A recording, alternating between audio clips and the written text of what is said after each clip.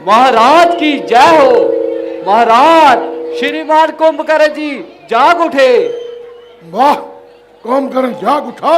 महाराज श्रीमान कुंभकर्ण जी नगर से होते हुए आपके दर्शनों के लिए पधार रहे हैं।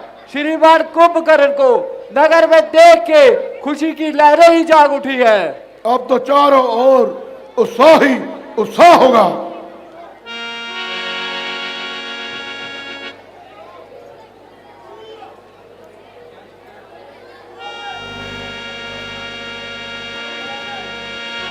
ऐसा बात है ना अंदर जाने।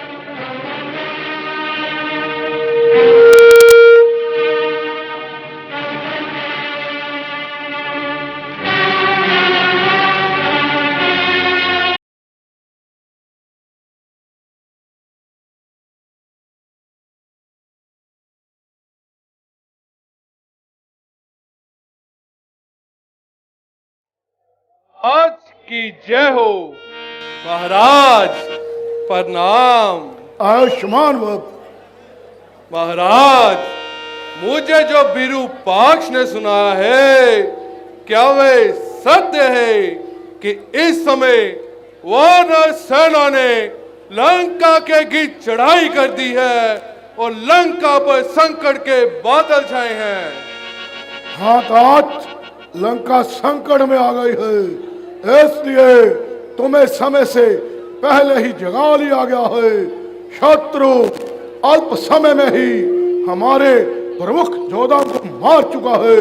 जब तक दूसरे स्थानों से और राक्षस योद्धा नहीं आ जाते, तब तक इस सेना से लंका की सुरक्षा करना कठिन दिखाई पड़ता है। कुंभकर्ण, इसलिए भी तुम्हारा रणभूमि में जाकर उन वानरों और मानवों को मारना जरूरी हो गया है, क्योंकि राक्षस जाति की लाज अब तुम्हारे हाथ में है। और फिर रावण के अपमान का बदला लेना है तुमको राम से। तीनों लोकों का विजेता राजा रावण, जिसके आगे शस्त्रहीन, श्रीहीन और मान्यहीन होकर रह गया, उस पर भी आपने इस बात पर ध्यान नहीं दिया कि वास्तव में श्री राम कौन है। कुंभकर्ण, शत्रु को श्री लगाकर संबोधित मत करो। भैया, भगवान राम को श्री लगाकर संबोधित करना ही आवश्यक है। शायद आप वह बात भूल गए कि श्री राम से कई पीढ़ियों पहले इक्ष्वाकु वंश के एक राजा ने आपको श्राप दिया था कि जब स्वयं श्रीमान नारायण हमारे कुल में अवतार लेंगे तो वह उस नर रूप में आपका विनाश करेंगे। वह बात भी भूल गए जो नारद ने स्वयं मुझे बताई थी कि विष्णु ने राक्षसों का नाश करने के लिए अयोध्यापति राजा दशरथ के घर जन्म लिया है। ब्रह्मा की कही हुई बात भी भूल गए और फिर भी महारानी सीता का हरण कर लाए, जो स्वयं लक्ष्मी का अवतार है। हमें अपनी बहन के पान का बदला लेना था, अपने भाई के वध का प्रतिशोध। क्या हमारा कर्तव्य नहीं था? जरूर था, परंतु उस कार्य को वीरों की भांति करते चोरों की भांति एक स्त्री का हरण करने से क्या आपका मस्तक गौरव से ऊंचा हो गया? शूर्पणखा मेरी भी तो बहन थी, जिस प्रकार मुझे आज उठाया गया है, इसी प्रकार मुझे ये हीन कार्य करने से पहले जगाया होता तो मैं आपको बताता कि प्रतिशोध कैसे लिया जाता है। एक राजा के लिए यह उचित ही नहीं बल्कि आवश्यक भी है कि वह हर महत्वपूर्ण कार्य अपने परम विद्वान और हितैषी मंत्रियों के परामर्श से ही करे। राजा को स्वार्थी और चापलूस मंत्रियों की बातों में नहीं फंसना चाहिए, जो अपने निजी हित और अस्वार्थ के लिए अपने राजा के साथ देश को भी शत्रुओं के हाथों बेच सकते हैं। जय समय शास्त्र सुनाने का नहीं कुंभकर्ण।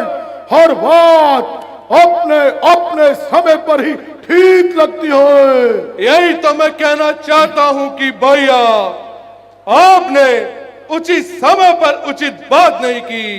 नीति कहती है पुरुष को धर्म, अर्थ और काम का सेवन उचित समय पर ही करना चाहिए।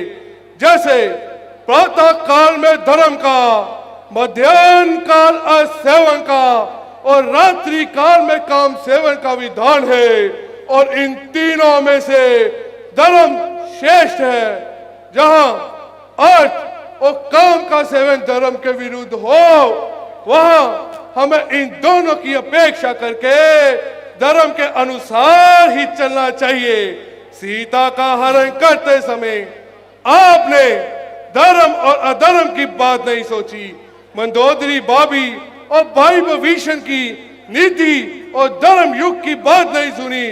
केवल अपनी काम वासना की पूर्ति का बहाना ढूंढा है आपने, जिसका ये फल है जो सारे लंका वासी भोग रहे हैं। गुरुचार्य की भांति, गुरुचार्य की भांति हमें उपदेश सुना रहा है तो जाओ, जाकर फिर से सो जाओ।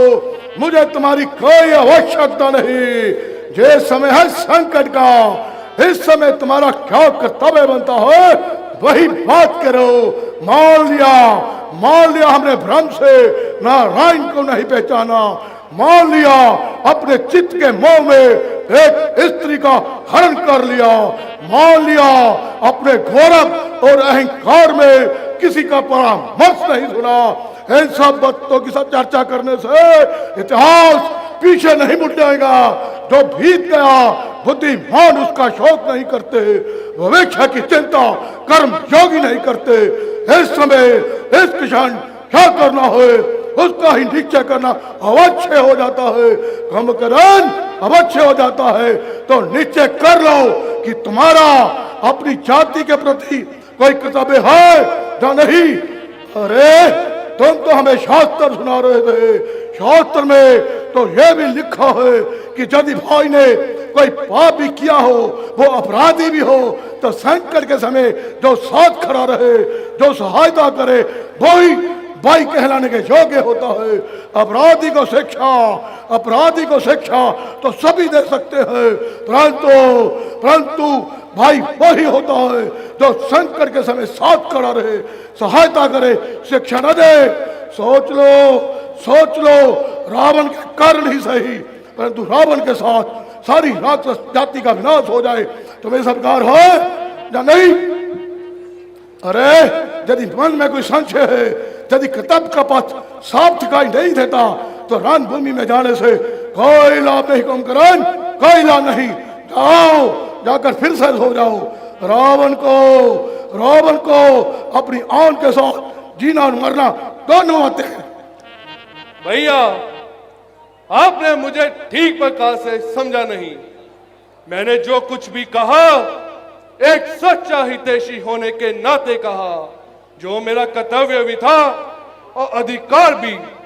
परंतु इस समय मुझे क्या करना है, ना तो इस बारे मेरे मन में कोई शंका है, ना ही मेरे पथ पे कोई अंधकार।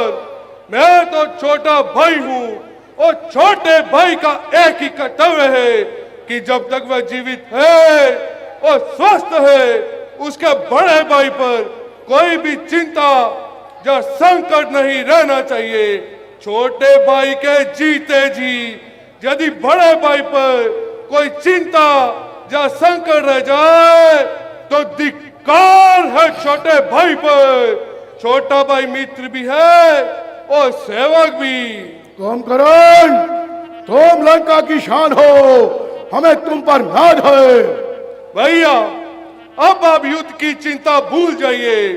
मैं आपको वचन देता हूं, आज सूर्य अस्त होने से पहले उन दोनों वनवासी राजकुमारों के मस्तक काटकर लंका की गली कूचों में से ज्ञान की बांधी ठोकरें मारता हुआ लेकर आऊंगा, ताकि जिनके सगे संबंधी इस युद्ध में मारे गए हैं वो भी आकर उन्हें एक ठोकर मार सके।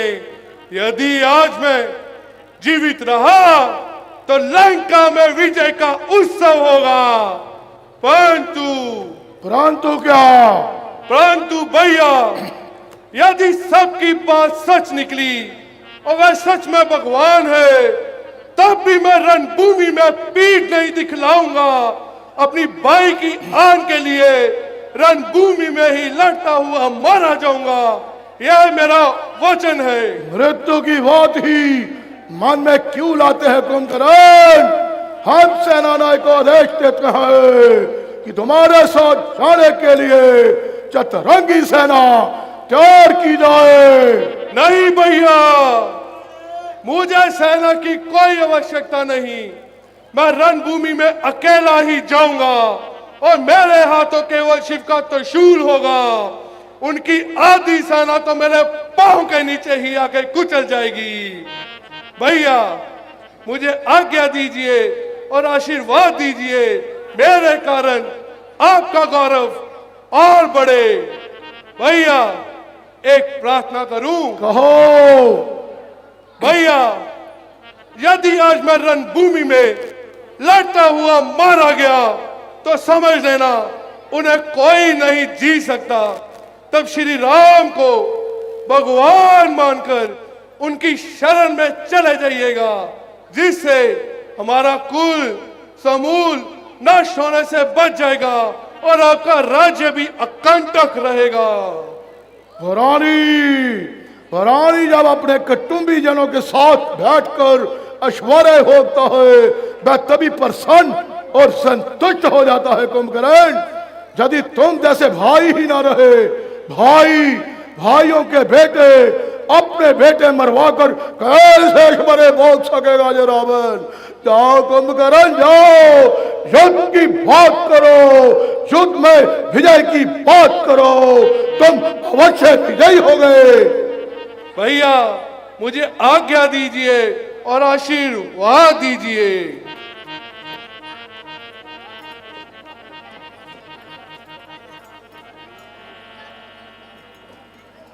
विजय बाबू, विजय बाबू, विजय बाबू।